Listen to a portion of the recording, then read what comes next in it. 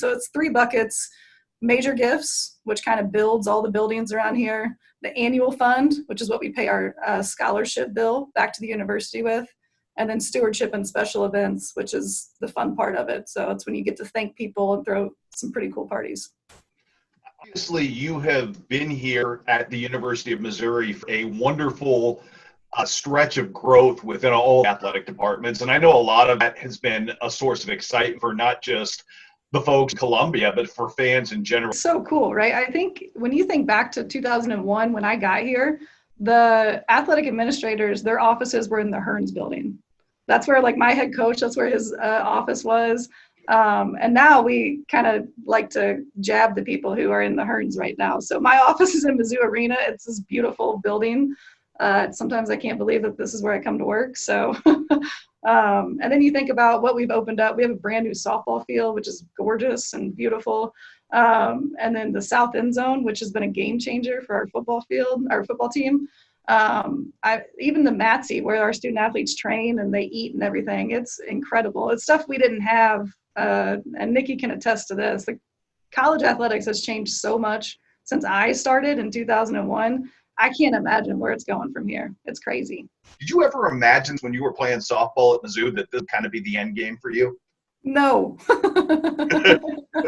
No idea. Honestly, I didn't know what I wanted to do when I grew up. Sometimes I still think I don't. But, you know, I think our sport administrator at the time, Mario Mocha, was like, hey, come intern in the Tiger Scholarship Fund my 5th year. And so I did, and I loved it because I get to talk to people who are as passionate about Mizzou athletics as I am. And I get to do that on a daily basis. Like, doesn't really feel like work sometimes. You had a really nice career. You kind of crafted that on yourself. And obviously, by the time you got to senior, team captain, you know, obviously a very effective career looking backwards. How much of that shaped who you are and just the success you've had today? And how much do you harken back some of those same things that made you successful? I think you're probably looking at my biggest reason on here with Nikki, but I think it just wasn't.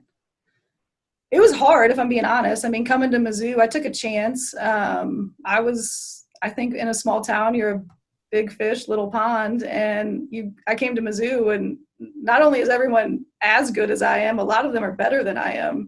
And you're fighting for your spot every day. And I think sports teaches you a lot. I have 3 boys now who are involved in sports, and I think it teaches you more how to lose than it does really how to win. So, I lose every day in this job. I lost a lot, but it keeps you fighting. And I think that we're obviously a very competitive family. That's how we were raised. That, you know, if you get knocked down, you keep getting back up. So I think, honestly, coming to Mizzou and being pushed to be better every single day in practice and every single day in the summer, it taught me a lot. And honestly, the coach who brought me here was fired after my freshman year. So it teaches you how to be adaptable. Your 3 sons, what are their names? Gibson, Dean, and Brock. So I'm guessing there are no fans in the family. No. I didn't think and they're only Hall of Famer names. That's right. They're not only Cardinal names, Hall of Fame Cardinal names. When you say that, when you're at an event or, you know, and you tell people you're a former Tiger, kind of how does that work and how does that play in your current job? It's so funny. So I start when I meet a new donor for the first time and they're like, well, where are you from? I'm like, well, I'm from Missouri. They're like, well, what part of Missouri? Well, I'm from a small town in Northeast Missouri.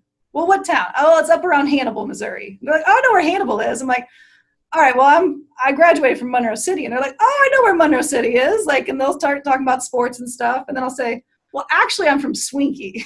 And that's how I really know if they know anything about Missouri. I'm so proud to be from Monroe and from Swinky. And honestly, I think it's more like the family dynamic. It's growing up in a small town, there's nothing like it. I think it's so special, and I don't think people realize that. I mean, I think, you know, we won state basketball, and the town shuts down, right? So when you go to state, and I know my brother Kyle played in state football, like the town shuts down, businesses close, everyone leaves, everyone goes to St. Louis at the time where it was, or Columbia for the basketball. Like that's so cool. You don't get that in big city. You don't get that even in Columbia. And to me, Columbia is a huge town. I get reminded often that it's not a big city, but you know, you don't even get that here. There's so much community pride that is so cool to see. And it's just cool to see even now, like following it on Twitter and seeing wins that the softball team gets or the basketball team or whatever it is. You know, I think Coach Plurd always used to say that we would remember the practices and not the games. And we definitely remember the practices, mostly for the running. And jump rope. And jump ropes. Oh, with real rope, not even like these little sissy jump ropes.